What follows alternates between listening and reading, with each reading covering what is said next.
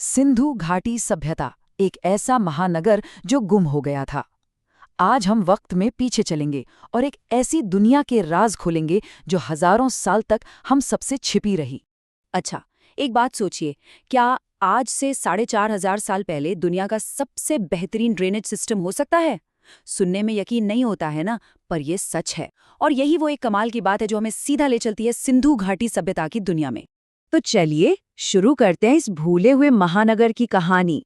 इसे हड़प्पा सभ्यता के नाम से भी जाना जाता है और ये दुनिया की सबसे पुरानी शहरी सभ्यताओं में से एक थी।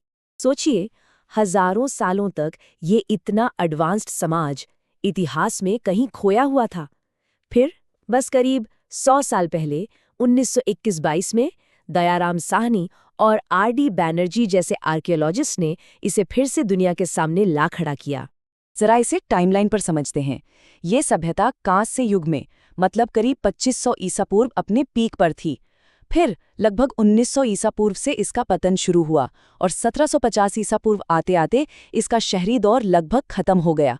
और फिर देखिए, करीब 4000 साल बाद 1921 में जाकर इसे दोबारा खोजा गया। कितना लंबा इंतजार। अब बात करते हैं उस चीज की जो इस सभ्यता को वाकई में खास बनाती है। वो है इनकी शहर बनाने की कला, इनकी अर्बन प्लानिंग।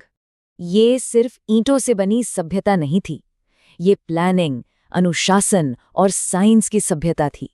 सच कहें तो इस एक लाइन में ही हड़प्पा के लोगों का पूरा जीनियस छिपा है। उनका हर काम में एक व्यवस्थित और वैज्ञानिक नजरिया था। उनके शहरों का डिजाइन भी बड़ा दिलचस्प था। शहर को 2 हिस्सों में बांटा जाता था। एक था सिटाडेल, यानी ऊंचा भाग, जहां शायद शासक या पुरोहित रहते थे, और यहीं पर अन्न के भंडार और विशाल स्नानागार जैसी बड़ी बड़ी पब्लिक बिल्डिंग्स होती थीं। और दूसरा था निचला शहर, जहां आम लोग रहते थे और अपना कामकाज करते थे। मतलब एक बहुत ही साफ सुथरी सामाजिक व्यवस्था दिखाई देती है। इनके शहरों की कुछ और खासियतें देखिए। सड़कें एक दूसरे को 90 डिग्री पर काटती थीं, जिसे हम ग्रिड पैटर्न कहते हैं। घर बनाने के लिए पक्की ईंटों का इस्तेमाल होता था। और सबसे हैरान करने वाली बात, दुनिया की पहली ढकी हुई नालियां, मतलब साफ सफाई और इंजीनियरिंग का लेवल सोच से भी परे था। और बात सिर्फ एक शहर की नहीं थी, इनके अलग अलग शहरों की अपनी अपनी खासियतें थीं। जैसे अगर मोहनजोदड़ो की बात करें तो वहां मिला है द ग्रेट बाथ, एक विशाल स्नानागार। वहीं हड़प्पा में बड़े बड़े अन्न भंडार मिले हैं। धौलावीरा को देखें, वहां का वाटर मैनेजमेंट सिस्टम तो आज के इंजीनियरों को भी हैरान कर दे। और तो और, लोथल में एक पूरा का पूरा डॉकयार्ड था, मतलब एक बंदरगाह। और कालीबंगन में हमें अग्निवेदियां मिली हैं। ये सब दिखाता है कि ये सिर्फ शहर नहीं थे, बल्कि एक बड़ा, बेहद मुनज्जम और स्पेशलाइज्ड सिस्टम का हिस्सा थे। तो चलिए, अब इन शहरों से निकलकर उन लोगों के बारे में जानते हैं जो यहाँ रहते थे। देखते हैं कि उनकी अर्थव्यवस्था और उनका समाज आखिर कैसा था। अच्छा, उनकी अर्थव्यवस्था भी काफी मजबूत थी। वो गेहूं और जौ तो उगाते ही थे, पर सबसे बड़ी बात यह है कि दुनिया में सबसे पहले कपास की खेती इन्होंने ही शुरू की थी। मतलब कपड़े का बिजनेस यहीं से शुरू हुआ। और उनका व्यापार सिर्फ देश के अंदर ही नहीं, बल्कि मेसोपोटामिया जैसे दूर दराज के इलाकों तक फैला था, वो भी समुद्र के रास्ते। इसका पक्का सबूत है हड़प्पा की मोहरें, जो मेसोपोटामिया में मिली हैं। और एक बहुत ही चौंकाने वाली बात, ऐसा लगता है कि ये समाज बहुत शांतिप्रिय और बराबरी पर यकीन रखने वाला था। क्यों? क्योंकि आज तक के खुदाई में न तो किसी राजा का कोई भव्य महल मिला है, न ही कोई बहुत बड़ा मंदिर, और न ही किसी बड़े युद्ध के कोई सबूत। ऐसा लगता है कि उनका शासन करने का तरीका आज की दुनिया से बिल्कुल ही अलग था। आइए अब थोड़ा और गहराई में उतरते हैं। देखते हैं कि उनकी संस्कृति, उनके विश्वास और उनकी रोजमर्रा की जिंदगी कैसी थी। उनके जो धार्मिक विश्वास थे वो प्रकृति से बहुत गहरे जुड़े हुए लगते हैं।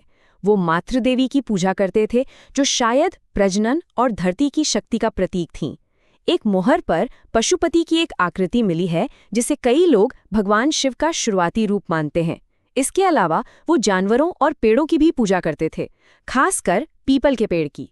कला में भी ये लोग माहिर थे। कांसे से बनी डांसिंग गर्ल की मूर्ति हो या सेल खड़ी पत्थर से तराशी गई प्रीस्ट किंग की प्रतिमा, ये उनकी कला के बेहतरीन नमूने हैं। ये सिर्फ मूर्तियां नहीं हैं, ये हमें उनके समाज और उनकी कारीगरी के ऊंचे स्तर की कहानी बताती हैं। और अब हम आते हैं इस कहानी के सबसे रहस्यमयी हिस्से पर, वो सवाल जिनका जवाब आज भी खोजा जा रहा है। उनकी अपनी एक लिखावट थी जिसे हम पिक्टोग्राफिक स्क्रिप्ट या चित्र लिपि कहते हैं। इसमें शब्दों के लिए अक्षर नहीं बल्कि चित्र या चिन्ह इस्तेमाल होते थे। तो उनकी लिखावट तो थी, पर असली पहेली तो यहीं से शुरू होती है।